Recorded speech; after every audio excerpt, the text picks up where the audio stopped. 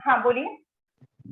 Ma'am ऐसा है कि जैसे स्टोरी तक का जो हमने सेशन लिया था वो मुझे कुछ हद तक समझ में आ रहा था, मैं कनेक्ट हो पा रही थी। नाम और जैसे नाम ही हमारा क्वेश्चन, नाम जैसे बोलिए। ही हमारा नम्रता जैन, ओके। जैसे हमारा क्वेश्चन आंसर का सेशन चालू हुआ तो मैं उसमें कुछ भी कनेक्ट नहीं कर पाई। रीजन मुझे संस्कृत बिल्कुल भी नहीं आती है। तो जो आप जो क्वेश्चन पूछ रहे थे, मैं क्योंकि वो मेरी फर्स्ट क्लास थी और बाकी लोग फ्लो में थे तो मैंने इंटरप्ट नहीं किया। बट अदरवाइज विभक्ति और वो जो सब चीजें हैं वो मैं क्वेश्चन ही नहीं समझ पा रही हूँ, तो मैं उसको इंटरप्रेट करके आंसर भी नहीं कर पा रही थी। डेफिनेटली मुझे एक वचन बहुवचन वो इतना बेसिक तो पता है, बट क्योंकि संस्कृत बेस्ड नहीं है या आई डोंट नो, तो मुझे वो उससे मैं कनेक्ट नहीं कर पाई हूँ। ठीक है, कोई बात नहीं। आप आज क्लास में ध्यान से सुनिए। अगर कुछ नहीं आता है ना तो आप लोग ग्रुप में पूछ सकते हो। ग्रुप बनाए इसीलिए ताकि वहां पर आप पूछो और जिनको आता है वो बताएं, तो क्या कि सबका इम्प्रूवमेंट होगा इसमें। ठीक है। अब जो हमने पिछली कक्षा में पढ़ा, थोड़ा सा हम क्या पढ़ा था उसका रिविजन कर लेते हैं। तो आप लोग हैंड रेज करेंगे और स्नेहलता जी आप नाम बोलेंगे एक एक करके। आज शायद आशा जी अभी ज्वाइन नहीं होंगे। स्नेहलता जी पुगलिया, सुन पा रहे हैं आवाज? मैं लैपटॉप पे नहीं हूँ आज। अच्छा, तो मीना जी कोठारी आप कर पाएंगे?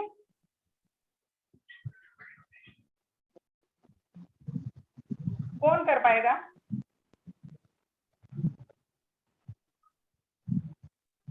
ठीक है, चलिए कोई बात नहीं। आयुषी गाला? यस, हाँ मैम। हाँ, जो हैंडरेस होते हैं आप उनके नाम बोल पाएंगे एक एक करके? हाँ यस मैम, चलेगा। ओके, ठीक है। ठीक है, अब मैं प्रश्न करती हूँ, आप लोग हैंडरेस कीजिएगा।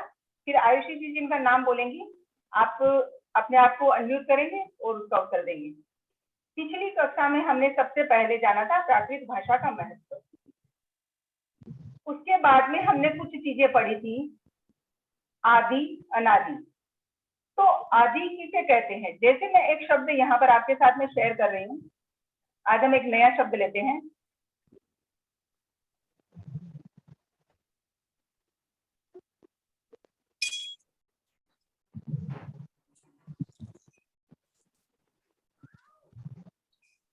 एक सेकंड, जस्ट ए मिनट।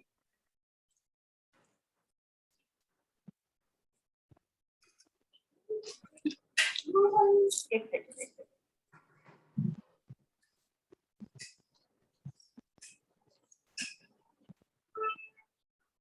हाँ, यहाँ पर हमारा शब्द आप देख पा रहे हैं ना? देख पा रहे हैं आप लोग? हाँ, जी। ये हमारा शब्द है सिद्ध हेम शब्दानुशासनम। चाहे ऊपर वाला संस्कृत में ले लें या फिर प्राकृत का ले लें। तो मेरा पहला प्रश्न है कि इस पूरे शब्द में संयुक्त अक्षर कौन कौन से हैं? हैंडरेज करें। सिद्ध हेम शब्दानुशासन। हाँ के भैया दूध वजन में सब म्यूट रखिए अपने आप को। और जिनके हैंडरेज हैं आशा, नाम बोलिए आयुषी जी। अमिता जी का हैंड रेज है, अमिता जैन। यस, अमिता बोलो। यहाँ पे संयुक्त व्यंजन कौन कौन से हैं? इसमें संयुक्त व्यंजन एक तो द और ध है, मतलब द संयुक्त व्यंजन है, हलंत द। और उसके बाद में ब और द जो है वो संयुक्त व्यंजन है। ठीक है, ये दो शब्द संयुक्त व्यंजन है। हाँ सही है आपका जवाब। अमिता जी ने कहा कि सिद्ध में जो द हलंत और ध जो है ये संयुक्त व्यंजन है एक दो, और दूसरा संयुक्त व्यंजन है हलंत ब और दा दा दा। ये दो संयुक्त व्यंजन है। क्या आप सबको ठीक लग रहा है? इन्होंने सही जवाब दिया है क्या? जी। ठीक है। मैम हाँ, हाँ। अब मेरा दूसरा प्रश्न है कि इस शब्द में, पूरे शब्द में आदि में कौन सा व्यंजन है? आदि व्यंजन कौन सा है इसमें? लिपिका रॉय। हाँ लिपिका जी। नमस्ते मैम। दंत ये आदि व्यंजन है। हाँ, तो अगर आपको पूछा जाए कि इसमें कौन सा जो है वर्ण वो आदि व्यंजन है तो पूरा आप सी बोल देंगे। और अगर मेरा प्रश्न होगा कि आदि में व्यंजन कौन सा है तो सिर्फ आप दंत्य से ऐसा बोल देंगे। आपका उत्तर भी सही था। अब नेक्स्ट मेरा प्रश्न है। राजू जी, मेरा एक सवाल था यहाँ पे। हाँ बोलिए। जय जिनेन्द्र, मैं जिनी बोल रही हूँ। मैं हाँ। पूछ रही थी, जो व्याकरणम था शब्द, उसमें जब हम पढ़ रहे थे वह आदि में था और करणम अनादि था, तो या क्या होगा वहाँ? देखिए, वैसे पूरा हमने वहां पर उसका वर्ण विच्छेद किया था, इसीलिए वो हमारे व्यंजन अलग अलग हो गए थे। बाकी नॉर्मली जब हमारा पूरा व्याकरणम जब शब्द बना हुआ था, वह य और आ पूरा साथ में था। तो वो पूरा आपका वैसे देखा जाए तो कहेंगे कि संयुक्त वर्ण कौन सा है, तो आप कहेंगे कि व्या। और अगर मैं पूछूं कि आदि व्यंजन कौन सा है, सिर्फ व्यंजन की बात जब हो तो हलंत वह जो है वो हमारा आदि व्यंजन है। जी, तो यह अनादि में नहीं आएगा, मतलब अनादि में आएगा ना या? नहीं, वहां पे ऐसा प्रश्न उठेगा भी नहीं आदि अनादि का जब संयुक्त व्यंजन होंगे तो। ये सिर्फ आपको समझाने के लिए कि जो पहला व्यंजन या स्वर होता है वो आदि होता है, बाकी जो पूरा व्या जो शब्द है वो पूरा ही आपका आदि में ही है। जी जी। क्योंकि प्राकृत में तो एक का तो लोप होना निश्चित है, वो वहां संयुक्त तो रहेगा ही नहीं। जी बिल्कुल। तो एक ही जी व्यंजन जब रहेगा तो फिर आने वो ही रहेगा, कोई शेष रहेगा वो आदि बन जाएगा। जी जी। नेक्स्ट मेरा प्रश्न है कि इसमें जो अनादि कौन कौन से व्यंजन है?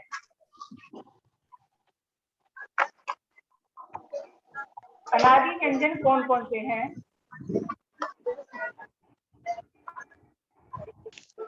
चार हैंड रेज हुए हैं। रेखा दोषी। रेखा जी बोलिए। हाँ, जय जिनेन्द्र मैडम, इसमें अनादि व्यंजन है।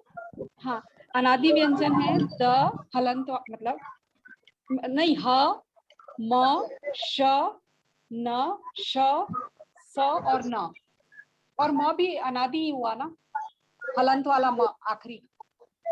रेखा जी सुनिए, हाँ। इसमें सिर्फ सी को छोड़ दीजिए, बाकी के सारे अनादि हैं। हाँ, यानी जो संयुक्त को छोड़कर और आदि को छोड़कर बाकी सारे अनादि है। नहीं, संयुक्त भी आदि अनादि तो होंगे ना, वो भी मतलब वो अच्छा आदि में तो अच्छा है ही नहीं ना। अच्छा, हाँ बराबर, हाँ। पीछे किसके यहाँ से आवाज आ रही है, प्लीज म्यूट कर दें।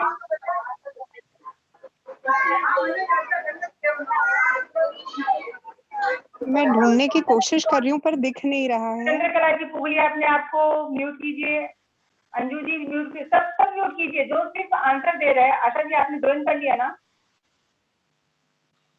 नहीं राजू जी, मैं जिनी थी ना, आशा दीदी आज नहीं है। हाँ ठीक है, ओके। तो सबका ये अंजू जी कौन है, जो भी है वो अपने आप को म्यूट कर दें। तो रेखा जी सी, हाँ। तो सी को छोड़ के सारे अनादि हैं। अच्छा, ओके। ठीक है, ओके। ठीक हाँ। है। और मेरा नेक्स्ट प्रश्न है कि इसमें पूरे शब्द में हलंत व्यंजन कौन कौन से हैं? हलंत व्यंजन। साध्वी उदिता। हाँ, साध्वी उदिता जी बोलिए। हाँ जी, हलंत व्यंजन इसमें द, सिद्ध का द, शब्दानुशासन में बताओ या पूरे में साथ में, ये पूरा शब्दानुशासन मतलब प्राकृत वाले में? प्राकृत नहीं, वाला या संस्कृत वाले में, संस्कृत वाले में। तो सिद्ध का द हो गया, शब्द का ब, और लास्ट वाला म। बहुत सुंदर है।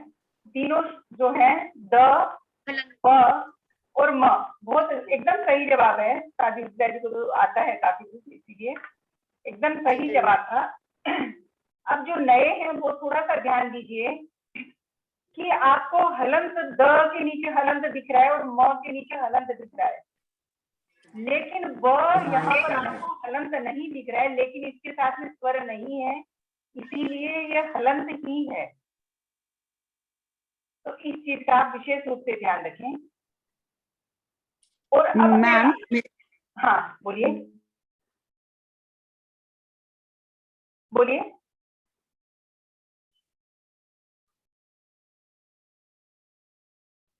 अब मेरा एक लास्ट प्रश्न है,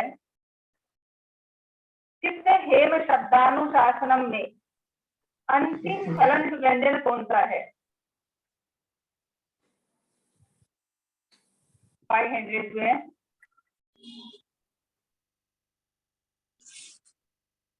शोभा जी। शोभा जी बोलिए।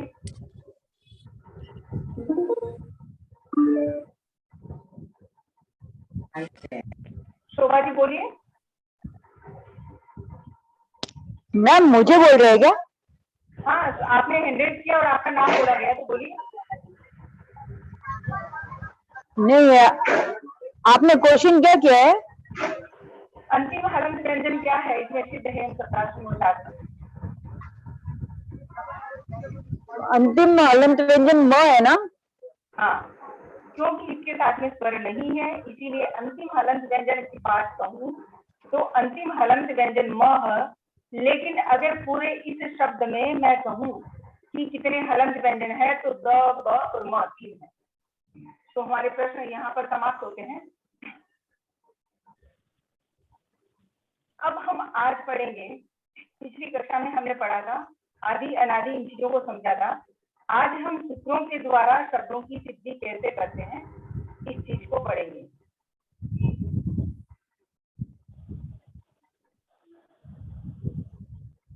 आचार्य हेमचंद्र का जो व्याकरण हम पढ़ने जा रहे हैं, शिष्ट हेम शब्दानुशासन।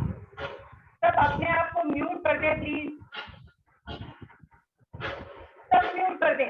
जब तक किसी को नहीं बोला जाए प्लीज सब म्यूट करिए। पीछे से ठोक की आवाज आ रही है। मीना जी, आपके यहाँ से हवा की आवाज आ रही है ना, आप म्यूट कर लीजिए। कोई भी अनम्यूट रहे ही नहीं, सभी म्यूट करके रखें ताकि बार बार बोलना नहीं पड़े। तो आचार्य हेमचंद्र के सिद्ध हेम शब्दानुशासनम का हम व्याकरण का हम अध्ययन कर रहे हैं। आचार्य हेमचंद्र ने जो व्याकरण लिखा सिद्ध हेम शब्दानुशासनम, उसमें 8 अध्याय थे। प्रथम 7 अध्याय संस्कृत व्याकरण के और 8वां जो अध्याय था, सिर्फ एक अध्याय, वो प्राकृत व्याकरण का था। और उस 8वें अध्याय में 4 पाद थे, अर्थात उसे 4 भागों में अलग अलग, कि पहले पाद में कौन से सूत्र हैं, दूसरे पाद में कौन से सूत्र हैं, इस प्रकार से अलग अलग 4 पादों में उसको विभक्त कर दिया। 4 भाग कह सकते हैं।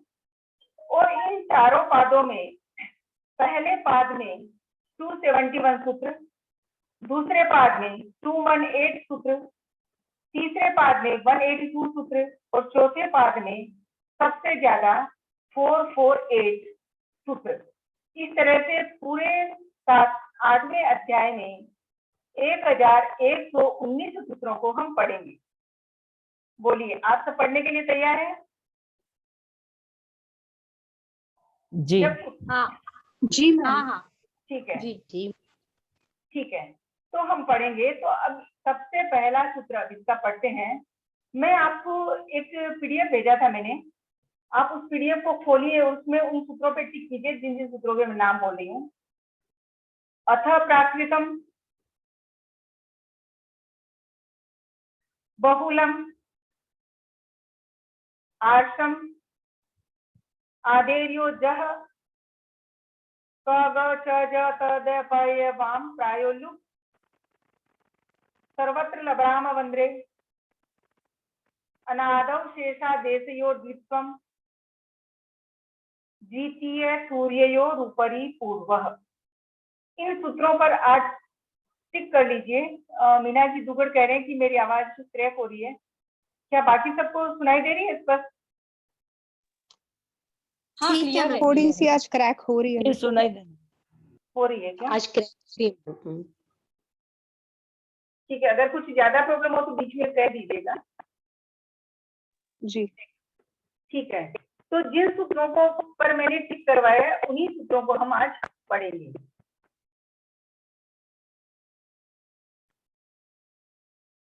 सबसे पहला सूत्र आता है हमारा अथ प्राकृतम। आचार्य हेमचंद्र ने जो प्राकृत के भी सूत्र बनाए हैं, उन सूत्रों को भी उन्होंने संस्कृत भाषा में लिखा है। सबसे बड़ी बात है कि उन्होंने प्राकृत व्याकरण के सूत्रों को की भी जो भाषा है वो संस्कृत है। आप देखिए, जो पहला सूत्र है इस व्याकरण का, अथ प्राकृतम, अर्थात अथ प्राकृतम जो लिखा हुआ है वो संस्कृत भाषा में लिखा हुआ है। प्राकृत और संस्कृत दोनों ही भाषाओं की लिपि देवनागरी है। हिंदी भाषा की लिपि भी देवनागरी है, इसीलिए वर्ण तो वैसे ही लिखे जाएंगे। जैसे अ मैंने संस्कृत में लिखा तो भी वैसे ही लिखा, और प्राकृत में लिखा तो भी वैसे ही लिखा। लेकिन जब इस सूत्र को हम देखेंगे प्राकृतम जो लिखा हुआ है, तो हमें समझ में आ जाएगा कि ये भाषा प्राकृत नहीं है बल्कि संस्कृत है। पहला सूत्र है अथ प्राकृतम। अथ शब्द का अर्थ यहाँ पर अधिकार, आरंभ अथवा मंगलाचरण कह सकते हैं। जब कभी भी देखिए, जैसे मैं गुजरात से महाराष्ट्र की तरफ जा रही हूँ, मैंने गुजरात को पूरा पार कर दिया और महाराष्ट्र की सीमा में मैं जब प्रवेश करती हूँ तो वहां पर एक बोर्ड लगाया हुआ रहता है, यहाँ से महाराष्ट्र की सीमा प्रारंभ होती है। ठीक उसी तरह आचार्य हेमचंद्र ने जब 7 अध्याय संस्कृत व्याकरण के पूरे करके 8वां अध्याय शुरू किया प्राकृत व्याकरण का, तो उन्होंने पहला अधिकार सूत्र रखा अथ प्राकृतम, अर्थात यहाँ से मैं प्राकृत के बारे में कहता हूँ, प्राकृत व्याकरण के बारे में कहता हूँ। तो ये हमारा हो गया पहला सूत्र अथ प्राकृतम। दूसरा हमारा सूत्र है जो इस व्याकरण का सबसे महत्वपूर्ण सूत्र कह सकते हैं। इस सूत्र का वैसे जब आप शब्दों की सिद्धि करेंगे कहीं पर भी इसका प्रयोग नहीं होगा, लेकिन हर जगह इस सूत्र की आवश्यकता आपको नजर आएगी। वो कैसे? इस सूत्र का नाम है बहुलम। बहुलम के बारे में कहा गया है क्वचित प्रवृत्ति, क्वचित प्रवृत्ति, क्वचित विभाषा, क्वचित अन्य देव भवति। एक बार रिपीट करती हूँ, क्वचित प्रवृत्ति, क्वचित प्रवृत्ति, क्वचित विभाषा, क्वचित अन्य देव भवति। अर्थात पूरे प्राकृत व्याकरण में शुरू से लेकर अंत तक कहीं पर प्रवृत्ति होगी, अर्थात कहीं पर तो आप क को क ग च ज त द प य वाम से बदलोगे और कहीं पर नहीं भी बदलोगे। क्वचित प्रवृत्ति अर्थात यहाँ पर संधि हुई है, क्वचित अप्रवृत्ति, कहीं कहीं पर प्रवृत्ति नहीं भी होगी। क्वचित विभाषा, कहीं पर प्रवृत्ति विकल्प से होगी। क्वचित अन्य देव भवति, और कहीं पर कुछ आपको उसका अन्य ही अर्थ देखने को मिलेगा। इस प्रकार से इस सूत्र को हमें पूरे व्याकरण में जानना है। कहीं पे भी हम इस चीज को पकड़ के नहीं बैठ सकते प्राकृत व्याकरण में कि नहीं ये ऐसा होना चाहिए। आचार्य हेमचंद्र ने कह दिया है कि बहुलम सूत्र के अनुसार कहीं प्रवृत्ति होगी, कहीं नहीं भी होगी, कहीं विकल्प से होगी और कहीं किसी अन्य रूप में होगी। इसीलिए व्याकरण में मैंने जिस अनुरूप बताया है उसी अनुरूप आप समझें। प्राकृत भाषा है वो व्याकरण से बंधी हुई नहीं है, इसीलिए बहुलम का सूत्र का जो अधिकार है वो हम अंत तक जानेंगे। तीसरा हमारा सूत्र है आर्षम। ऋषिणाम इदम आर्षम, आर्ष प्राकृतम बहुलम भवति। जो शब्द ऋषि भाषा से संबंधित होता है वह शब्द आर्ष है। अर्थात हम स्पष्ट शब्दों में अगर कहें तो जो ऋषियों की वाणी है वो आर्ष कहलाती है। ऐसे आर्ष शब्द प्राकृत भाषा में बहुतायत से होते हैं। मतलब काफी जगह अभी हम महाराष्ट्रीय प्राकृत का व्याकरण पढ़ रहे हैं और इसमें हम शब्दों की सिद्धि को भी करेंगे, लेकिन जो हमारा अर्धमागधी वगैरह जहां पर आर्ष शब्दों का जहां पर प्रयोग हुआ है जिसमें भी ग्रंथों में, उन शब्दों में प्रयोग नहीं के बराबर होता है, अर्थात साधनी का उनके सूत्रों के द्वारा सिद्धि नहीं के बराबर होती है।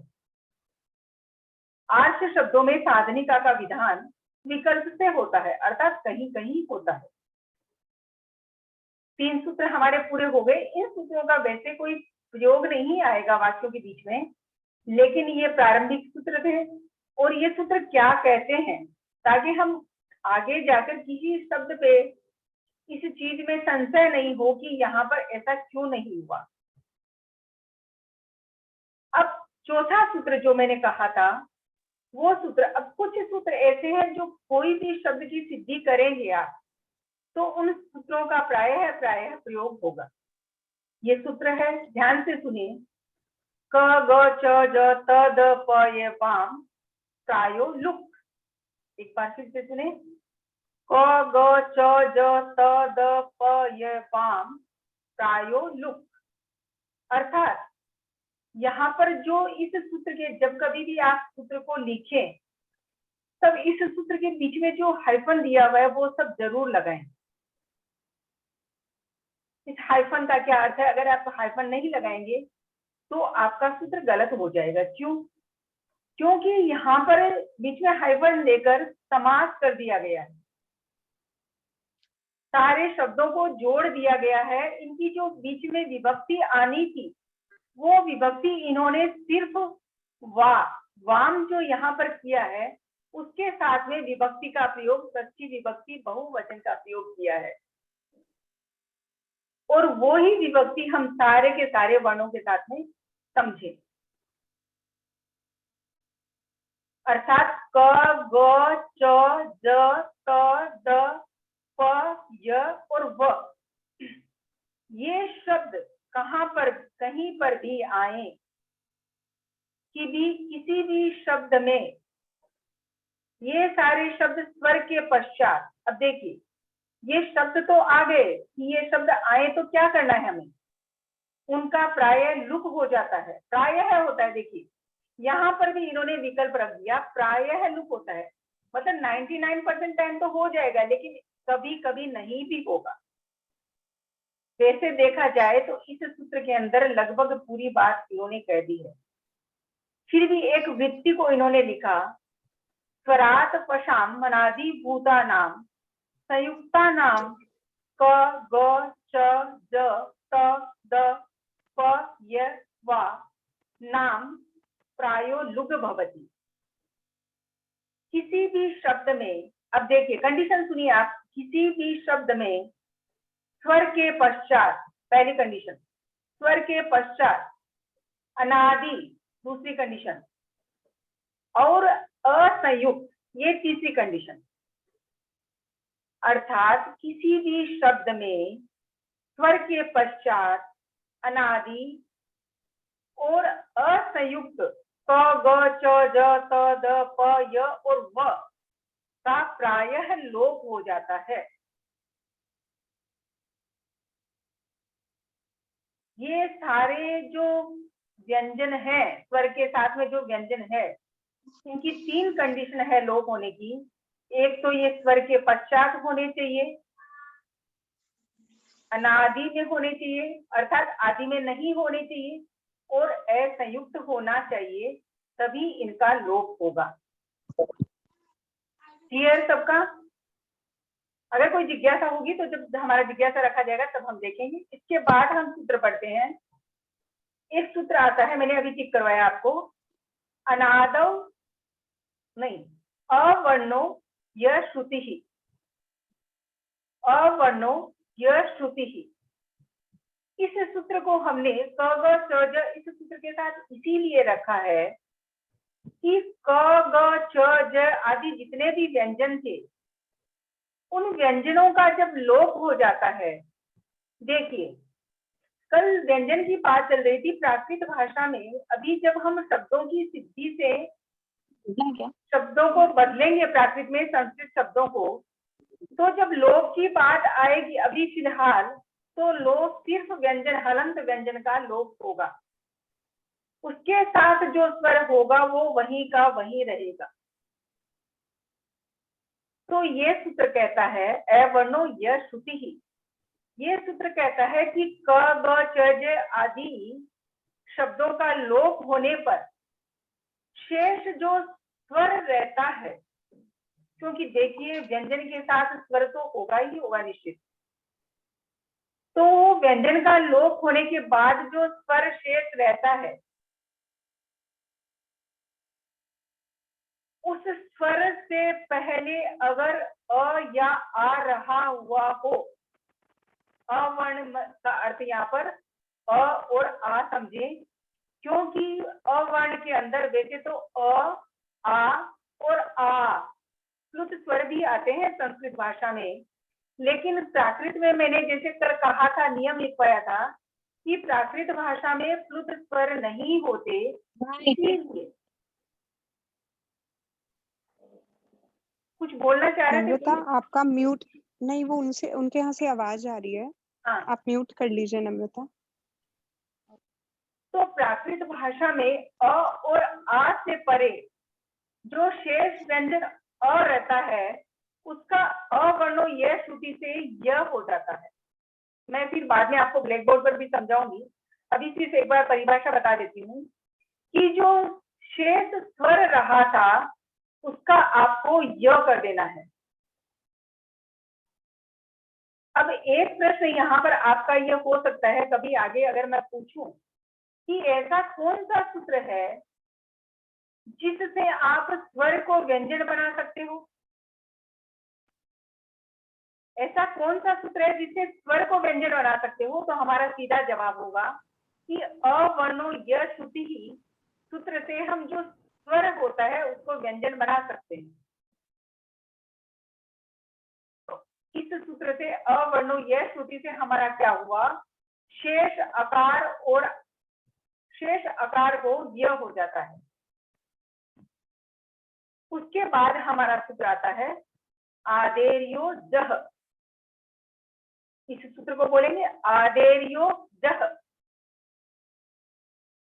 पदादेर्यस्य जो भवति, इसकी ये वृत्ति है पदादेर्यस्य जो भवति।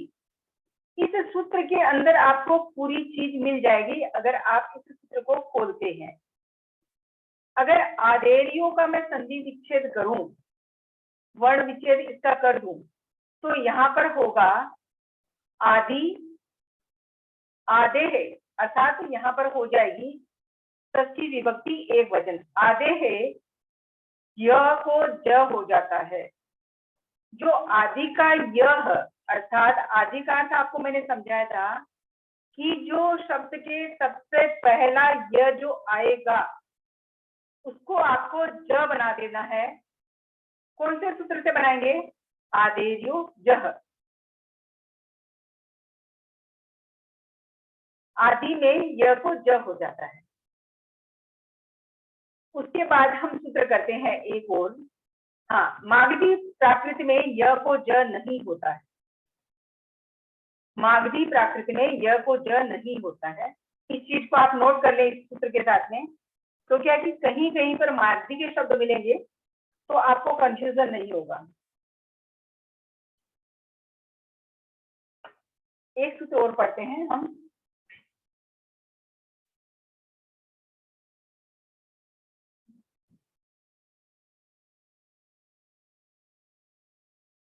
सर्वत्र लबराम वंद्रे, सर्वत्र लबराम वंद्रे। सर्वत्र लबराम वंद्रे सूत्र क्या कहता है? ये सूत्र कहता है कि वंद्र शब्दाद न्यत्र लबराम सर्वत्र लुग भवति, अर्थात वंद्रे शब्द को छोड़कर, मतलब यहाँ पर इन्होंने सिर्फ वंद्रे को नहीं छोड़ा है, यहाँ पर कई और ऐसे शब्द भी हैं, मतलब जहां तक इन्होंने आचार्य हेमचंद्र ने क्लियर तो नहीं किया है लेकिन बुक में, लेकिन जहां तक मुझे समझ में आई है जो बात कि जो द्र होता है, द्र हलंत द, र और अ, द के साथ में जो नीचे र होता है उस शब्द को, उस वर्ण को इन्होंने छोड़ा है इस सूत्र के अनुसार। बाकी सभी जगह वनरे शब्द को छोड़कर अन्य किसी संस्कृत शब्द में ल, व और व अभेद होते हैं प्रैक्टिस में, इसीलिए चाहे तो व हो चाहे ब हो और र, ये तीनों व्यंजन ल, व या व और र संयुक्त हो, अब कंडीशन देखिए, संयुक्त हो तो उनका लोप हो जाता है। अब इनकी कंडीशन है कि ये संयुक्त होने चाहिए, इनका सर्वत्र लोप होगा, लेकिन एक तो वनरे शब्द को छोड़ेंगे और दूसरी इसकी कंडीशन है कि ये संयुक्त अवस्था में होने चाहिए, तो ही लोप होगा, चाहे ये अधो में हो चाहे ऊर्ध्व में हो। समझे ना आप बात? अगर अधो में है तो भी लोप होगा, ऊर्ध्व में है तो भी लोप होगा।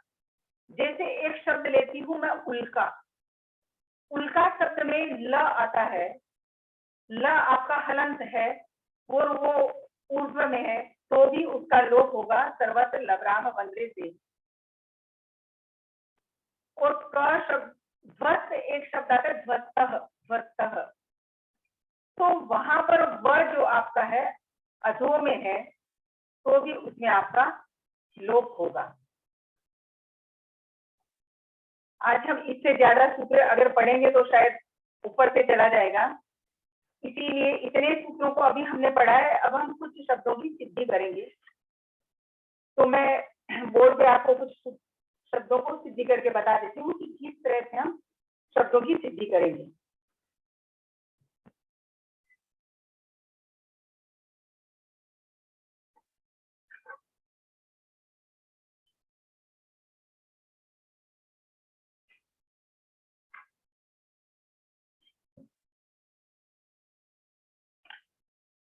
देखिए आवाज आ रही है सर?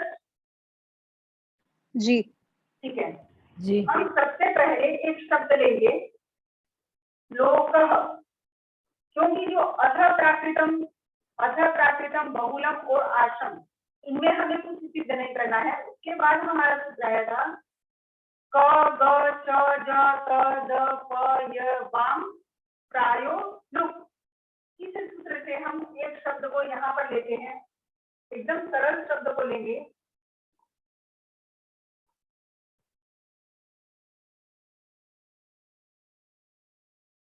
यहाँ मैंने एक संस्कृत शब्द लिखा है लोकः, लोक है, देख पा रहे सब? प्राकृत में इसका हो जाता है लोको,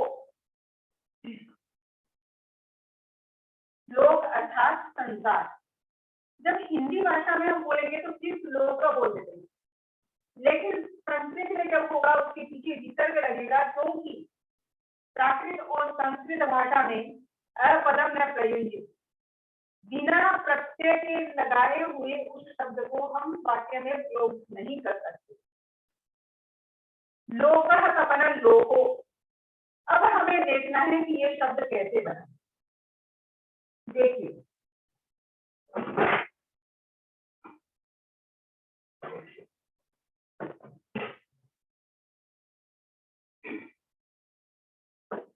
यहाँ पे जो हमारा शब्द था लोकः, क्या हम ल में कोई परिवर्तन कर सकते हैं? यहाँ पर एक तो जब अपने आप को अनम्यूट करें और बोले, क्या ल में कोई परिवर्तन होगा?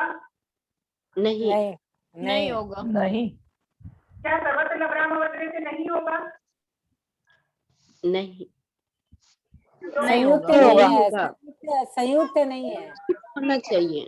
संयुक्त होना चाहिए। ठीक है, तब यूज करते हैं ल में कोई परिवर्तन नहीं होगा, क्योंकि कोई सूत्र ऐसा अभी तक हमने नहीं पढ़ा जो ल में परिवर्तन हो। यहाँ पर अभी नहीं पढ़े मतलब फिलहाल। अब दूसरा हमारा शब्द वर्ण आता है क। अभी हमने सूत्र पढ़ा था क ग च ज त द प य वाम प्रायो लुक। क्या इस सूत्र से क का लोप हो सकता है? जी हो सकता है। हो जो नए हैं सकता है। वो भी सब सोचिए क्या हो सकता है। जी हो सकता है। हो सकता है। हो सकता है हाँ, अब का इसमें लोप हो सकता है। हो सकता है। इसमें हमारी 3 कंडीशन थी लोप होने की। लोप हो सकता है, कैसे हो सकता है कि ये तो व्यंजन है, पहली कंडीशन थी स्वर के बाद में होना चाहिए। तो क्या हमारा व्यंजन स्वर के बाद में है? तो हमारा उत्तर होगा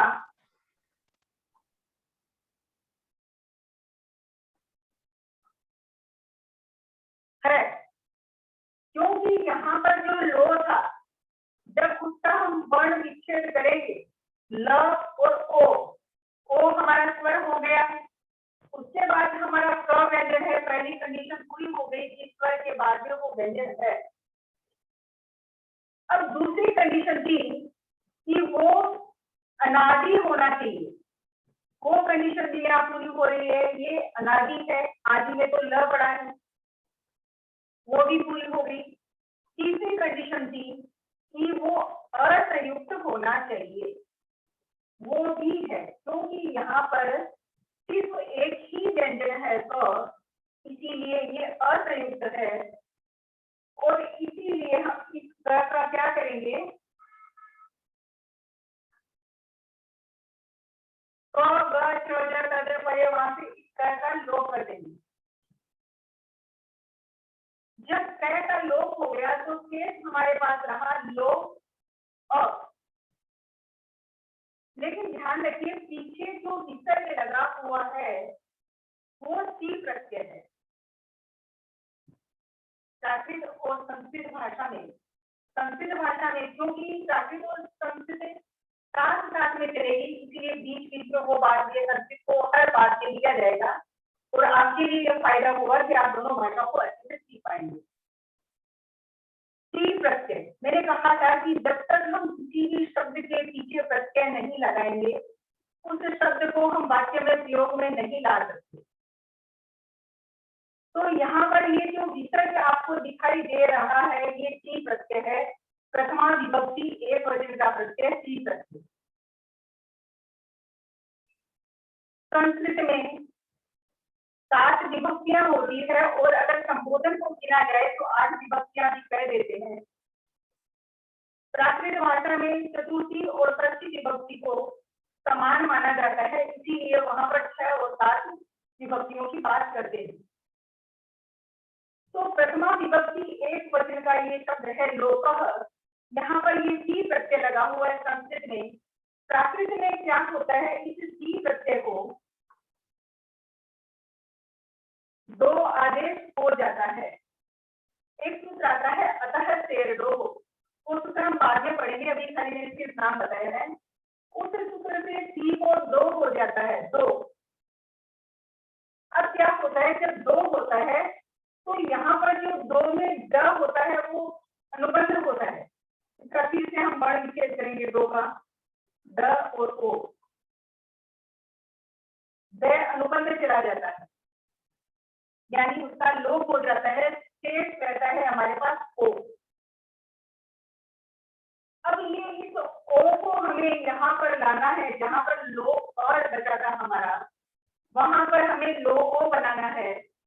ऑलरेडी हमारे पास अ तो पड़ा था वहां पर, तो अब हम क्या करेंगे, तो अब इसके लिए क्या करेंगे, एक शब्द मैंने बताया। अब जो स्कॉलर्स हैं या कोई और भी हैं साथी जी, और जिनको भी ये समझ में आता है कि हमारे पास यहाँ पर शेष रहा था लो अ, जब क का लोप किया और पीछे विसर्ग था, विसर्ग का सी प्रत्यय का हमने 2 किया, 2 सी को 2 हो गया प्राकृत में, अतः से 2 से 2 का ड अनुबंध चला गया, ओ शेष रहा, लो अ और ओ शेष रहा हमारे पास। बनाना है हमें लो ओ, तो हम कैसे बनाएंगे, क्या कोई बता सकता है इसको? अपने आप को अनम्यूट करके बोलिए जो बता सकता है। मैम अतो डो विसर्गस्य से नहीं, क्या होगा उसे? तो फिर अतो डो विसर्गस्य से नहीं मैम, अतः सेडो, अतः सेडो, अतः सेरेडो, अतः अतः सेडो से सेडो। सर आप बोले एक्चुअली रंजीत जी बैठ हैं क्या? रंजीत जी बैठ? हाँ जी हूँ मैं, मेरे को हाँ। सुनाई नहीं दिया आप क्या बोले। हाँ, तो सब म्यूट करें। देखिए मैंने कहा सब म्यूट करें, म्यूट कर दें सब, क्योंकि समझने की चीज अगर नहीं समझ में आई तो नहीं समझ पाएंगे। हमारे पास लोकः शब्द था, उसके क का हमने लोप कर दिया, सूत्र से। शेष रहा हमारे पास लो और विसर्ग। हाँ विसर्ग जो था वो सी प्रत्यय है संस्कृत का। हाँ जी। प्राकृत में हमने उसको सी को दो बनाया, किस सूत्र से? अतः सेडो। तो फिर अतः सेडो। हाँ, तो सुनिए, अतः सेडो से तो सी को दो बनाया है। हाँ अब मेरा प्रश्न यहाँ है कि सी के दो का हमने डर अनुबंध चला गया, लोप कर दिया, सिर्फ बचा हमारे पास हाँ। दो। हाँ और यहाँ पर लो ऑलरेडी हमारे पास है, तो अब हम संधि कैसे करें बताइए? लुक। जी। पीछे से किसकी आवाज आ रही है? द्वितीयंत मैम मैं बताऊं, नहीं मैं बताऊं सर मैम? नहीं, पीछे से किसी ने लुक बोला, बोलिए किसने बोला? मैंने बोला, श्री राम समूह ने लुक बोला मैंने। हाँ, लुक का आप- सूत्र आ है। और एक- आ एक- और ओ को एक कर दिया हमने। हाँ सुनिए, आप बोलिए। हाँ जी, लुक बोला था मैंने, इसे आ और ओ को एक करके हमने लो कर दिया, फिर हमने उसको लुक में जो होता है ना हमारा प्रथम वाला लोप हो जाता है, पहले वाला शायद, नहीं लोग जो शायद मेरे हिसाब से। नहीं, आपने मतलब लुक कहा था। हमारे पास यहाँ पर क्या हो रहा है, लो अ बचा है, लो अ, और उधर फिर से हमारा प्रत्यय ओ जी, लो जोड़ना है हमें साथ में, और शब्द बनाना है लो आता है। ओ। लुक सूत्र आता है ना, लुक सूत्र से स्वर का लोप होता है। किसका क लोप का होगा? लोप होगा। लुक का सूत्र से। हाँ जी। देखिए, एक बार मैं बोलूं भाई, अमोस्य से हाँ, भाई अंतिम स्वर का आ का लोप होगा ना, आ अंतिम कहाँ स्वर है का? हमारे पास? आ नहीं है, नहीं, आ है ना, अ। आ है ना, अंतिम स्वर का लोप नहीं हो जाएगा? क्यों हो जाएगा? उसका रूल होना चाहिए ना। हाँ मैम, द्वितीयंत स्वरार्धे लोपः से हम जब ड हाँ। का लोप करते हैं तो साथ मैम में आगे का अमोस्य से स्वर भी करते हैं ना। लोप होता है, तो वो सूत्र जितन से लोप होगा। जितंदे सराधे से एकदम अंतिम सही आ का कहा। लोप हो सुनिए, जाएगा। अब सब म्यूट कर दीजिए। एकदम सही कहा, आयुषी का था ये जवाब कि जो दित्यन के स्वरादे एक सूत्र है, उससे क्या होता है, अ का लोप हो जाता है स्वर का।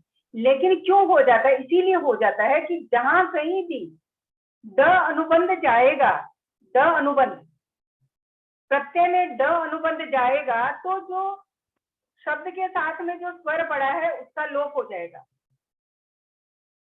लो अ जो था हमारे पास, अस्वर था, वहां उधर ड अनुबंध गया, इसीलिए उस अ का लोप हो गया और हमने सीधी की सीधी संधि कर दी, लो ओ बन गया।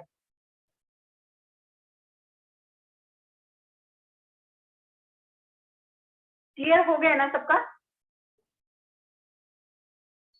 जी।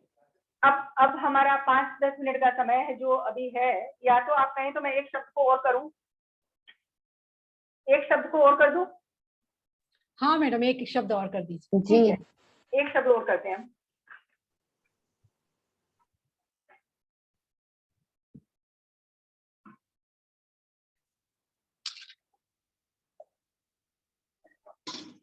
मैम, जय जिनेन्द्र मैम। हाँ, मैं निधि गांधी।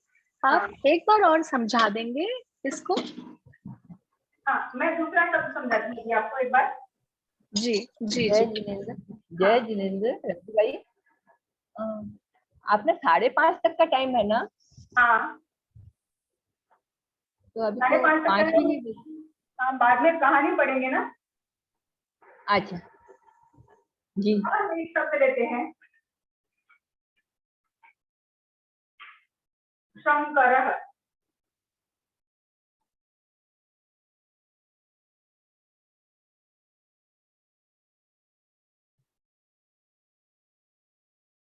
इसका हमारा बन जाएगा संकरो।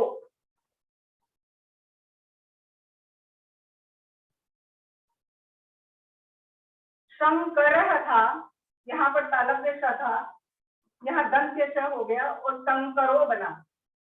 अब अभी अभी मैंने आपको कहा कि हम क ग च ज त द प य वाक्य से लोप करेंगे, तो मेरा पहला प्रश्न है कि शंकरः में हमने क का लोप क्यों नहीं किया?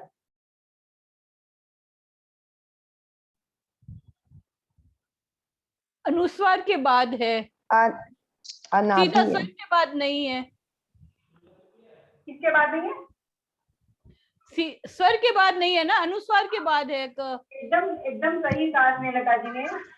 हमारी कंडीशन थी पहले कि स्वर के बाद होना चाहिए वो व्यंजन तो ही लोप होगा। अब शंकरः में ये ऊपर अनुस्वार है, अनुस्वार हमारा स्वर के अंदर नहीं आता है, इसीलिए यहाँ पर हमारा ख का लोप नहीं होगा और सीधा का सीधा हमारा श को स होगा। वो हम बाद में परिवर्तन करेंगे, कोई दिक्कत नहीं है, लेकिन हमारा शब्द बन जाएगा संकरो। अब हमें इस संकरो को समझना है नहीं। अभी आप बोल रहे थे कि एक बार वापस समझा दीजिए कि संकरो कैसे बना। रो बनाने के लिए क्या हुआ, शेष में था हमारा रह और बनाना है हमें रो। वो ही सी प्रत्यय को हम लेंगे, सी प्रत्यय को दो होगा, अतः तेर दो हो सूत्र से, इसका ड अनुबंध चला जाएगा, ओ शेष रहेगा। अब प्रश्न ऐसा है कि अ और ओ को कैसे मिलाएं? तो यहाँ पर इसका उत्तर ये होता है कि जो ड, जहां पर ड का लोप होता है अर्थात ड इस जाता है, ओ शेष रहता है, वहां पर जो ये र के साथ में हमारा अ पड़ा हुआ था, वहां पे एक सूत्र आता है दित्यंत स्वरादेः, इसका लोप हो जाएगा और सीधा का सीधा ये रो बन जाएगा।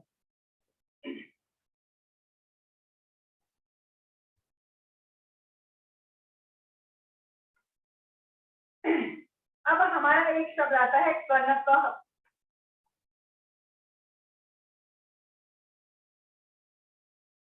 कनकः शब्द आ रहा है, इसका क्या बनाऊं? बोलिए क्या क्या करूं? क्या का लोप कर दूं? नहीं होगा लोप, नहीं होगा, आदि में है इसलिए नहीं होगा। ये तो आदि में आदि नहीं होगा, ओके, आदि में तो नहीं ऐसा होगा। कैसा रहने दिया, कै का लोप नहीं किया, आप लोग कह रहे हो कि नए का एक सूत्र आता है नोण है, नोन है, नोन है। न बना दिया। अब बोलिए क्या करूं, इस कै का लोप नहीं करूं फिर? उसका भी लोप नहीं होगा। क्यों? कहो।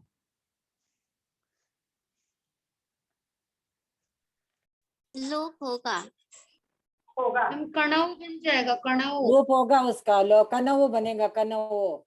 मतलब ज्यादा जितने वोट होंगे वही करूंगी मैं, तो अगर ज्यादा जन कहेंगे लोप कर दो तो मैं कर दूंगी, अगर ज्यादा जन कहेंगे मत करो लोप तो होगा, होगा। लोप होगा, कनवो बनेगा, लोप होगा, कनवो होगा इसका। लोप लोप होगा, लोप होगा, असंयुक्त है, असंयुक्त है इसलिए लोप होगा।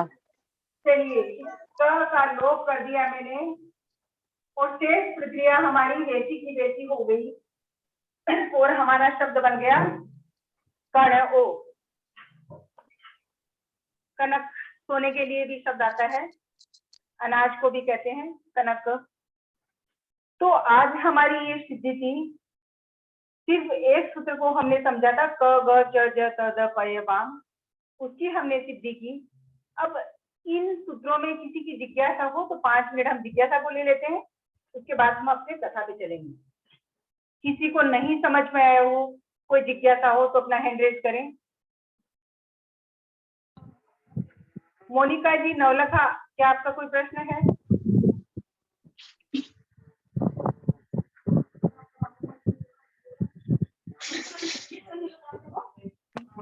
मैम एक बार वापस पढ़कर फिर प्रश्न आएगा। ठीक है, तो आप हैंड रेज है आपका, इसीलिए मैंने पूछा। और फिर एक हैंड रेज है अमिता का। वो गलती से पहले किया था। तो वो गलती से किया था तो वापस गलती करो भाई। ठीक है, आयुषी गाला का कोई प्रश्न है? हाँ, ये कगज सज वाला जो सूत्र है ना, आपने तभी उसमें वो वृत्ति एक बताई थी, वो आप रिपीट करेंगे एक बार? हाँ, वृत्ति, वो मुझे लाइन लिखनी थी वृत्ति की। ठीक है, ओके, मैं शेयर ही कर देती हूँ, स्क्रीन शेयर कर देती हूँ।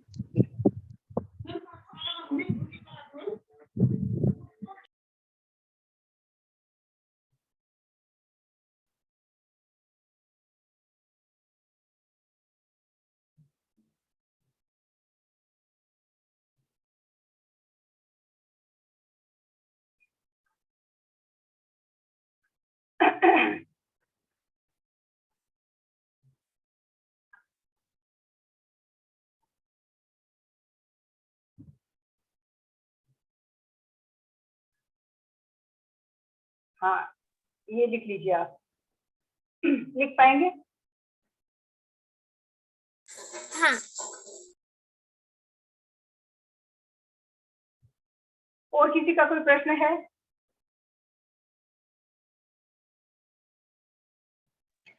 मैम, लिपिका रॉय बोल रही हूँ।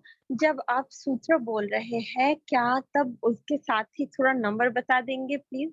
क्योंकि मुझे एक तो हिंदी पढ़ने में थोड़ा टाइम लगता है, देवनागरी अक्षर पढ़ने में थोड़ा टाइम लगता है, और मैं ढूंढ नहीं पा रही हूँ टाइमली। आप जब पढ़ा रहे हैं तो मैं उस टाइम ढूंढने में ही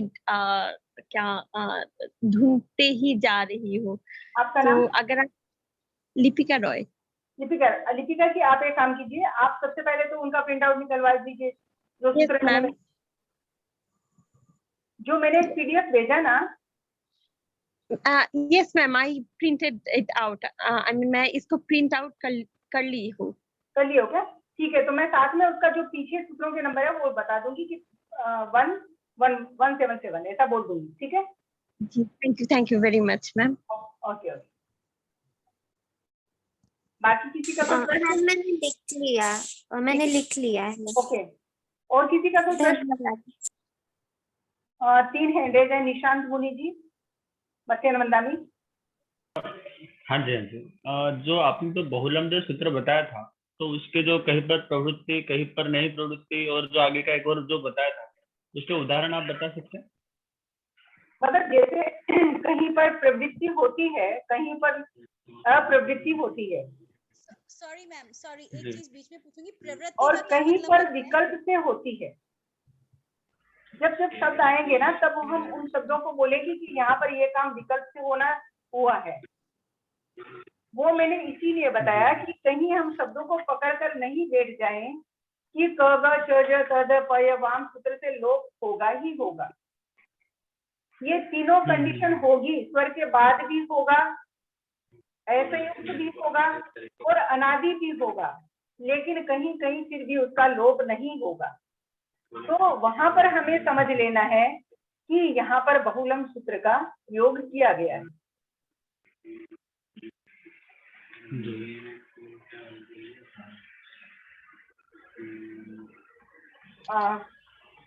क्या मतलब कोई और जिज्ञासा है आपकी?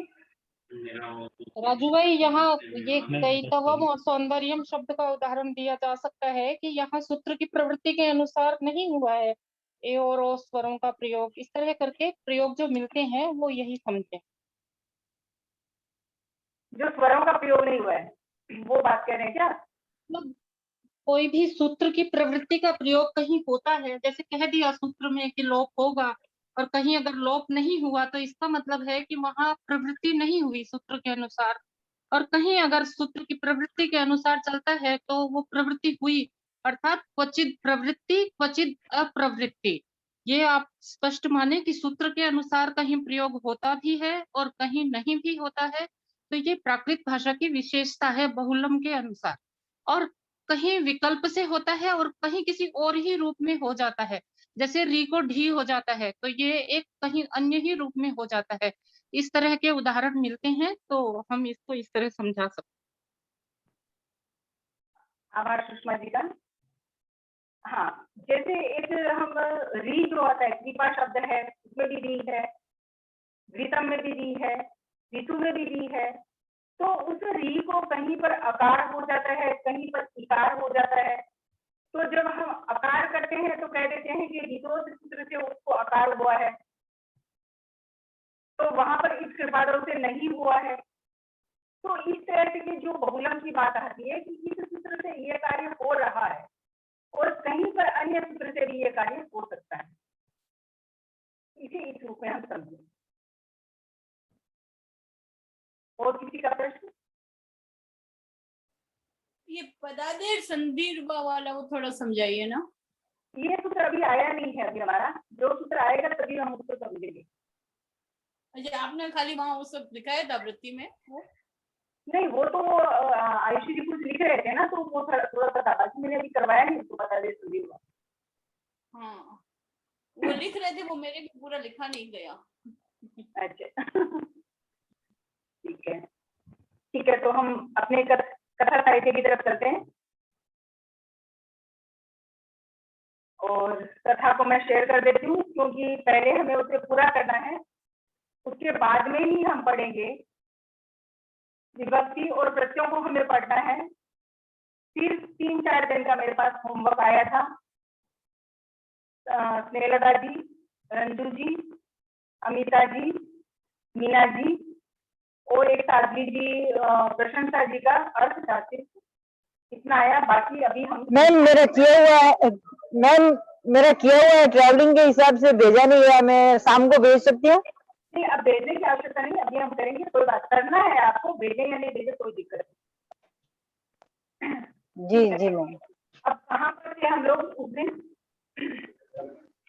कहाँ तक किया था हमने?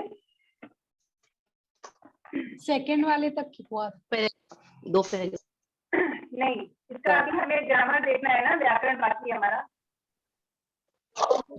हाँ व्याकरण बाकी है। हाँ, व्याकरण बाकी है। व्याकरण यहाँ से होगा नरवैणा, क्योंकि उस दिन व्याकरण बहुत कम हुआ था, आज मुझे लगता है सिर्फ व्याकरण ही होगा। क्या आप लोगों को सबको व्याकरण समझ में आ गया?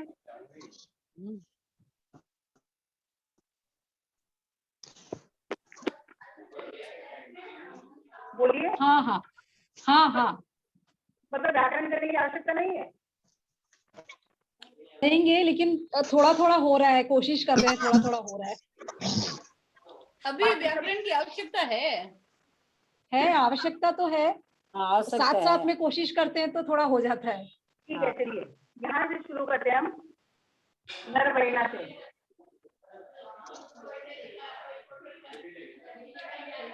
नरवैणा, यहाँ से बताइए कौन सी विभक्ति है, कौन सा वचन है? आप चैट बॉक्स में डायरेक्ट, मैं इसको बंद कर दूं क्या? स्क्रीन को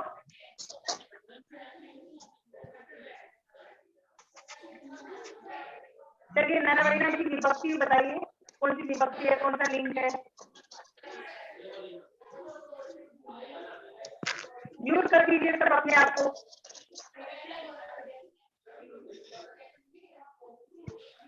साथ में पुल्लिंग स्त्रीलिंग भी लिखिए।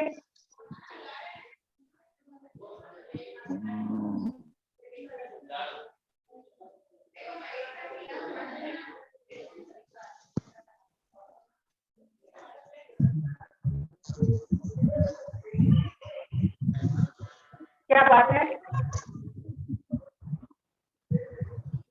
सिर्फ 1, 2, 3 जवाब। मैम आवाज बहुत ब्रेक हो रही है। आवाज कट रही है बहुत।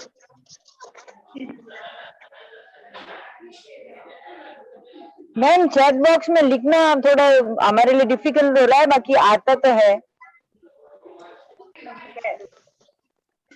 उन्होंने लिखा है तृतीया विभक्ति एक वचन पुल्लिंग। अमिता, तृतीया, आवाज क्लियर नहीं, आवाज नहीं है अभी भी?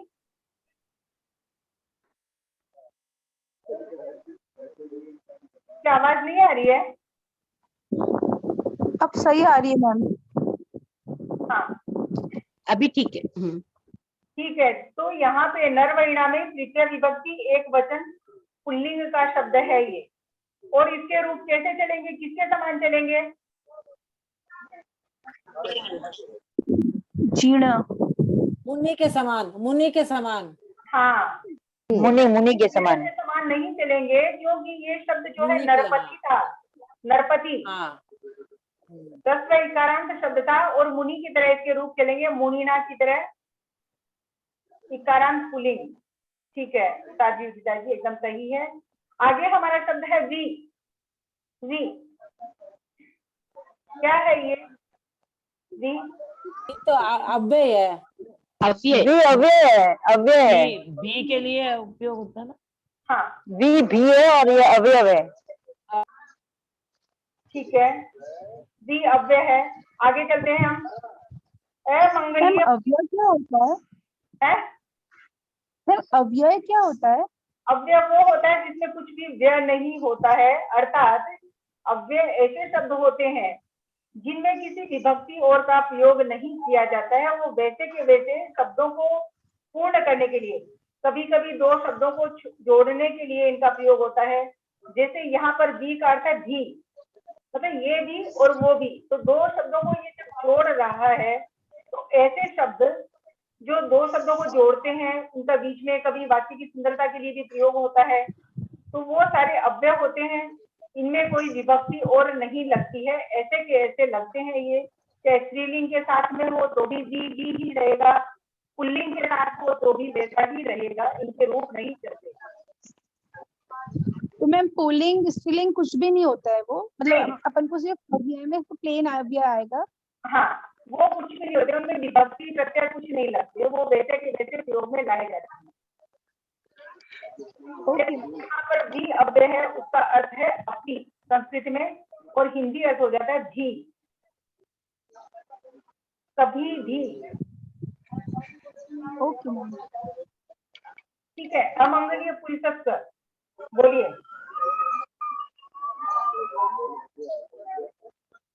स्नेहलता जी, प्रियांश मुनि जी, षष्ठी विभक्ति एक वचन पुल्लिंग।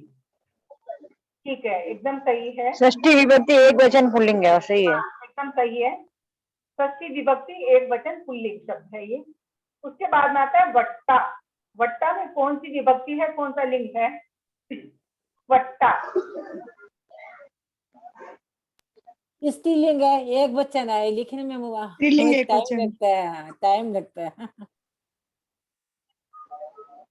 ठीक है, ये वार्ता शब्द था, उसका वट्टा बना है। स्त्रीलिंग प्रथमा विभक्ति एक वचन, सही है कला जी, नेलता जी। ठीक है, वट्टा है, स्त्रीलिंग प्रथमा विभक्ति एक वचन। उसके बाद है सुनिया। सुनिया क्या है? धातु है।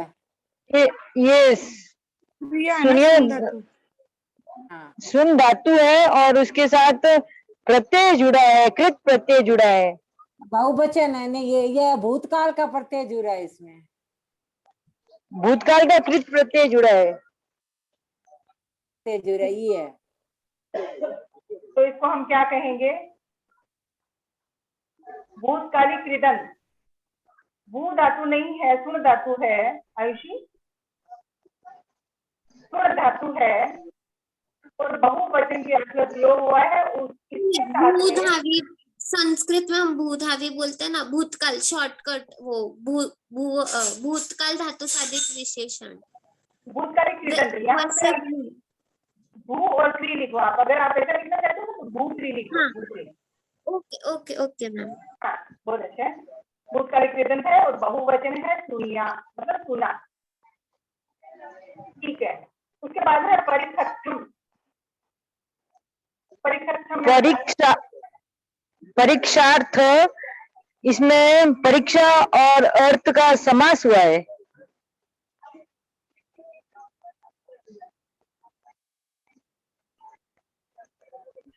हाँ, यहाँ पे सादर से अर्थ में प्रत्यय होता है, अर्थम उसी प्रत्यय को यहाँ पर वैसा का वैसा चेंज कर दिया गया है। राजू जी, मोनिका जी नवलखा भी हाथ रेज कर रहे हैं। नवलखा जी बोलिए। नहीं मैम, जी अनम्यूट कीजिए अपने आप। नहीं मैम, इट्स ओके। मैम ये भी कृदंत प्रत्यय है क्या? कौन सा? नहीं, ये परीक्षा परिखत्तम ये भी कृदंत प्रत्यय है क्या? नहीं, ये अर्थम संस्कृत का प्रत्यय है, चतुर्थी विभक्ति में के लिए के अर्थ में आता है, और इन्होंने प्राकृत में साधर के अर्थ में सिर्फ चतुर्थी विभक्ति के प्रत्ययों का प्रयोग होता है, इसीलिए सीधा का सीधा उसको परिवर्तन कर दिया और परिखत्तम बना दिया, अर्थम प्रत्यय लगा दिया, के लिए के अर्थ में आता है, परीक्षा के लिए। आगे चलिए। तो इससे क्या समझे? इसमें मैम इसमें चतुर्थी विभक्ति समझे या क्या समझे? के लिए के अर्थ में अर्थम प्रत्यय, अर्थम। अच्छा, के लिए के अर्थ में, ठीक है मैडम, के लिए के अर्थ में। नरिंदेन, साजी उदिजा जी, स्त्रीलिंग नहीं मानेंगे क्या जी? अब किसे मानेंगे स्त्रीलिंग साजी जी? हाँ जी मैम, ये पूछना चाह रही थी कि परिखर्थम बना जैसे, तो परीक्षा शब्द में लग गया अर्थम, तो ये हम इसे अव्यय शब्द मानेंगे, इसमें विभक्ति नहीं मानेंगे? अव्यय मानेंगे, इसको अव्यय मानेंगे, अव्यय बन जाता है, इसके रूप में ही चलते थे। ठीक है जी। तो जब अर्थम प्रत्यय लग जाता है तो वो अव्यय बन जाता है, फिर उसके रूप में ही चलते हैं। जैसे त्वा प्रत्यय लगता है ना तो अव्यय बन जाता है, इसी तरह ये प्रत्यय लगता है तो अव्यय बन जाएंगे शब्द। ठीक। नरिंदेन,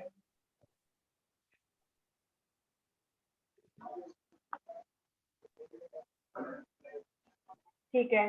नरिंदेन, द्वितीय विभक्ति एक वचन, पुल्लिंग। द्वितीय विभक्ति एक वचन, हाँ एकदम सही है। उसके आगे ए गया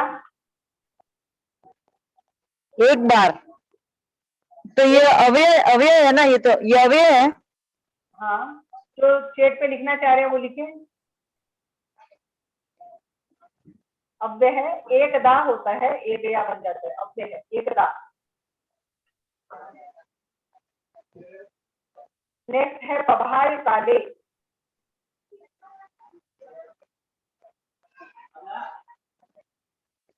सप्तमी, अंजलि जी सप्तमी एक वचन, प्रियांशनी सप्तमी एक वचन, आशा जी सप्तमी एक वचन, साधवी जी सप्तमी एक वचन।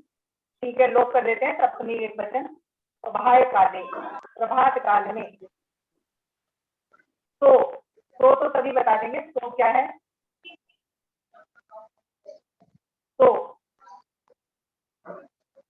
सो आहो, सो मतलब वह प्रथमा विभक्ति एक वचन, सर्वनाम शब्द है, प्रथमा विभक्ति एक वचन है, बहुत सुंदर है जिन्होंने लिखा है, बहुत सुंदर सर्वनाम शब्द है, पुल्लिंग है। ठीक है। आप वो क्या है? आहू बुलाया गया, ये भी प्रथमा विभक्ति लग रहा है, प्रथमा विभक्ति एक वचन। भूतकालिक कृदंत है, आहूत, भूतकालिक कृदंत है। जी सर, जी मैम। भूतकालिक कृदंत है और प्रथमा विभक्ति एक वचन है, आहो बुलाया गया। इसमें ओ कैसे लगा राजू जी? ओ कैसे आया? आहू तय था ना, तो तय का लोप हो गया से। नहीं, ये ओ आप बताए ना, भूतकालीन तो ये प्रत्यय लगता है ना, ये कृदंत प्रत्यय है रंजू जी, कृदंत प्रत्यय लगा है। मेरे कहने का मतलब था भूत कृदंत। ठीक है, सबसे अच्छे सही जवाब है, अमित जैन ने भी दिया है, सुजी ने भी दिया है, साजी जी ने भी दिया है, सही है सबका जवाब भूतकालिक कृदंत, प्रथम पुरुष एक वचन, आहुतः। तस्त क्या है?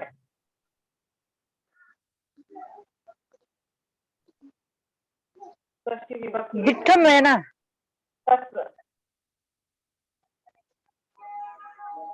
ठीक है, सही उत्तर है। षष्ठी विभक्ति एक वचन, सर्वनाम शब्द है। कौन सा है ये सर्वनाम शब्द? स्त्रीलिंग है, पुल्लिंग है, पुल्लिंग है, पुल्लिंग है। ठीक है, तस्य। ठीक है। नेक्स्ट है हमारा मुहम। मुहम क्या है?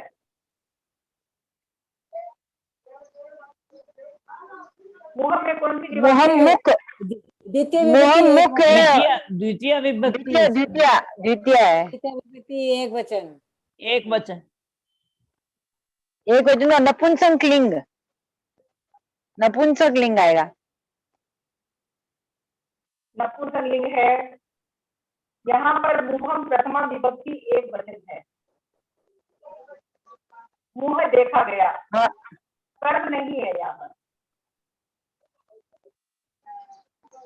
उसका मुंह देखा गया। नहीं, उसके मुंह को देख कर जब राजा भोजन के लिए बैठता है, उसका मुंह देखा गया, इसलिए प्रथमा विभक्ति एक वचन है यहाँ पर। जया, जब, अव्यय अव्यय अव्यय, ठीक है। अव्यय, इसका संस्कृत शब्द क्या है? जया का अर्थ क्या हुआ? जब, जब जब संस्कृत शब्द क्या है इसका? यदा, यदा यदा, ये तो जय कैसे किया? आदेर्यो देखिए, एक शब्द आपका यहाँ बन गया जया, यदा का जया। इस शब्द की सिद्धि आप लोग कभी कीजिएगा, यदा को जया बनाइएगा आज। ये होमवर्क है आपका, लिख लीजिए यदा को जया। ठीक है, आगे राया में कौन सी विभक्ति है?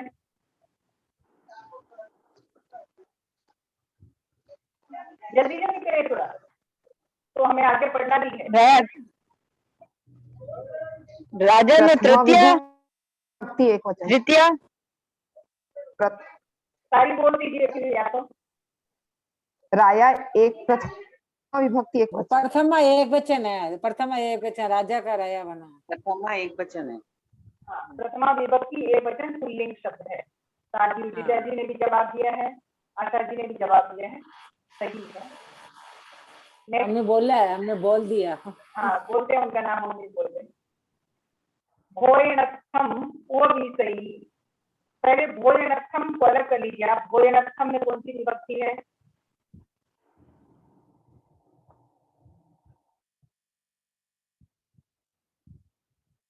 कृदंत प्रत्यय है। ये पहले आया ना, अत्तम के लिए, पहले आया ना के लिए, वो है। और कोई बोलिए। सुनाई नहीं दे रहा है, बोल रहे हैं क्या? सुनाई नहीं दे रहा है? हाँ सुनाई दे रहा। चतुर्थी लग रही है राजू जी, आपके हिसाब से भोजन के लिए आ रहा है। हाँ, साथी उदिता जी का जवाब आया है, अव्यय हो गया है भोजनार्थम, अर्थम प्रत्यय लग गया है, इसलिए अव्यय बन गया है। हाँ, और ये चतुर्थी के अर्थ में ही होता है, इसलिए विभक्ति तो हमें सोचनी नहीं है। हाँ चतुर्थी एक वर्ष के, ठीक है। उसके बाद में था भोजनार्थम के बाद में वो भी सही क्या है? वो भी सही बैठता है, बैठा बैठा नहीं, हाँ बैठता है। शोभा जी बोले। जी मैम, मैं बोल रही हूँ बैठता है। शोभा जी, लेकिन आप एक बार में एक ही जवाब दीजिए, आप दो जवाब मत दीजिए क्योंकि दूसरे पर कंफ्यूज हो जाएंगे। आप एक ही जवाब देके फिर उसको छोड़ दीजिए। और भी सही। जी जी, बैठता है, बैठता है। ई लगाना, गच्छति क्या है तो बताइए, काल बताइए, जल्दी काल बताइए। कौन सा पुरुष है, कौन सा वचन है? वर्तमान काल। आशा जी, प्रथम पुरुष, प्रथमा पुल्लिंग है। प्रथम पुरुष एक वचन पुल्लिंग, प्रथम पुरुष एक वचन। हाँ, प्रथम पुरुष कह सकते हैं, अन्य पुरुष कह सकते हैं, वर्तमान काल है, ठीक है। और समास हुआ है पूरे भोजनम, भोजनत्तम, मुव विषयी, ये समास हुआ है। समास कैसे हुआ है? संधि हुई है। संधि होती है क्या यहाँ पे? हाँ तो ए बना ना, वो आ गया ना, वो सही है, वो भी सही, तो ऐसा हुआ है।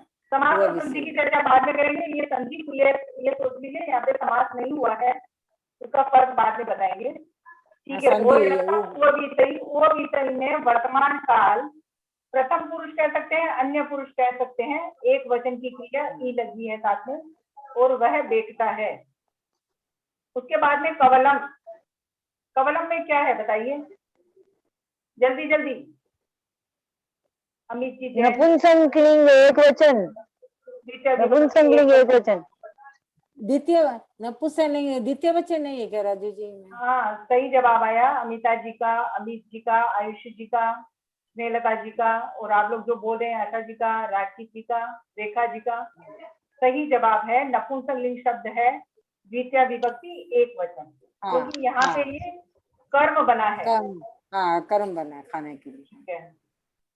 उसके बाद में हमारा शब्द आता है कवलम। च च अव्यय, अव्यय और के अर्थ में अव्यय। अव्यय हाँ। मुहे।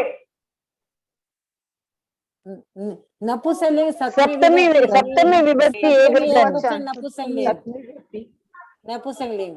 हाँ सही है, सप्तमी विभक्ति एक वचन नपुंसकलिंग सही जवाब है जो दे रहे हैं।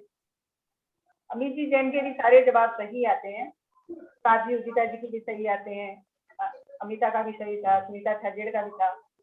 ठीक है, नेक्स्ट है पक्षी वही।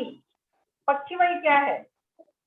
रखता है पक्षी क्रिया है, प्रत्यक्ष करता है, पर है तो क्रिया है, वो प्रत्यक्ष करता है। एक सेकंड चैट बॉक्स में डालने दीजिए, जिनको चैट बॉक्स में डालना है डालने दीजिए, फिर चर्चा करेंगे।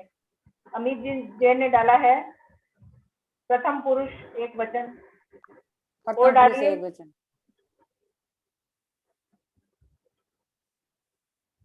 धातु वर्तमान काल। मैम एक वचन है, नहीं ये प्रत्यक्ष किया तो अव्यय है, प्रत्यक्ष किया ना, भोजनम उसने मुंह के प्रत्यक्ष किया खाना खाने को। शोभा जी एक मिनट आप चुप रहिए, एक मिनट। वर्तमान काल है, अमित जी जैन सही है। वर्तमान काल प्रथम पुरुष एक वचन है, प्र प्लस क्षिप धातु है, क्षिप डालने के अर्थ में, फेंकने के अर्थ में होती है धातु, प्र क्षिप धातु है, पक्षी वही बन जाता है। वर्तमान काल अन्य पुरुष एक वचन एकदम सही है। तया, तया क्या है?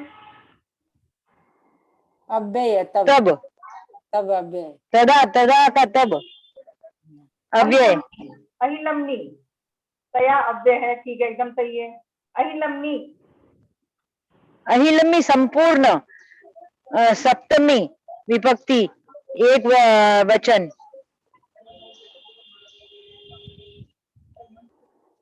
ठीक है, ये अहिलम्नी क्या है? अखिल, अखिल, अखिल में सप्तमी विभक्ति एक वचन, ये विशेषण है। हाँ विशेषण। साध्वी उदिता जी ने ठीक लिखा, नपुंसकलिंग है, क्योंकि इसके बाद में जो नगर शब्द आ रहा है वो नपुंसकलिंग है, और ये अहिलम्नी उसका विशेषण है, इसीलिए यहाँ पर सप्तमी विभक्ति एक वचन आया। अमिता जैन विशेषण।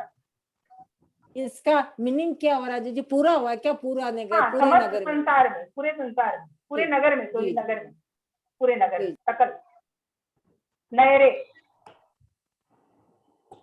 नयरे नगर में सप्तमी, ठीक है, नपुंसकलिंग सप्तमी विभक्ति एक वचन है नगर में। ठीक है, अब हम 5 मिनट में उस कथा को संपन्न करते हैं, ठीक है। इसके बाद में आगे का आप लोग ट्राई कीजिएगा, फिर बाकी का हम कल करेंगे। यहाँ से तो कहे ही, वह कहता है, हे नरिंद, हे राजा, पच्चू से मम मुहस्त दंतणेन भोजनम न लभई। प्रत्युषे प्रातः काल में मेरा मुंह को देखने से भोजन प्राप्त नहीं होता, परंतु तुम्हारा मुंह देखणेन मम वहो भविष्यति, किंतु तुम्हारा मुंह देखने से मेरा वध हो जाएगा। तया पौरा किम कही संति, तब लोग क्या कहेंगे? मम मुहाओ श्रीमंताणम मुह दंतणम केरीस फलयम संजाम मेरे मुंह की तुलना में श्रीमान के मुख दर्शन ने कैसे फल को उत्पन्न किया। नायरावी पभाए तुम्हारम मोहम कहम पाती हीरे। जो जनता है, जो लोग हैं, जो नागरिक हैं, वे भी प्रभात में तुम्हारा मुंह कैसे किस प्रकार देखेंगे। एवं तत्त वयण द्वितीय संतुष्टो, इस प्रकार से उसकी वचन युक्ति से संतुष्ट नरिंदो वहा एतम निसेहि ऊणम पारितोषियम च दच्चा तम अमंगल्यम संतोष्य। इस प्रकार से उसकी वचन युक्ति से संतुष्ट होकर नरिंदो राजा ने वहा एतम वध के आदेश को निसेहि ऊण निषेधित करके पारितोषियम पारितोष को सम्मान करके सम्मान देकर छ दच्चा देकर दत्वा शब्द का दच्चा बनाया यहाँ पर। तम अमंगल्यम संतोष्य, उस अमंगलिक को संतुष्ट किया। इस प्रकार से ये हमारी कहानी यहाँ पर संपन्न होती है। आप लोग जितना हो सके इसका निकालिएगा, जो भी इसमें प्रत्यय लगा हुआ है, जो भी आपको समझ में आता है, वचन क्या है, पुल्लिंग क्या है, पुरुष क्या है। अब 1-2 मिनट किसी का कोई प्रश्न हो तो। सबको समझ तो आ रहा है ना कक्षा में? कुछ जल्दी हो रहा है ज्यादा, या कुछ मतलब कुछ दिक्कत हो रही है तो बता दीजिए। केरीस फलयम, इसका अर्थ बताए ना। केरीस फलयम किस प्रकार फल।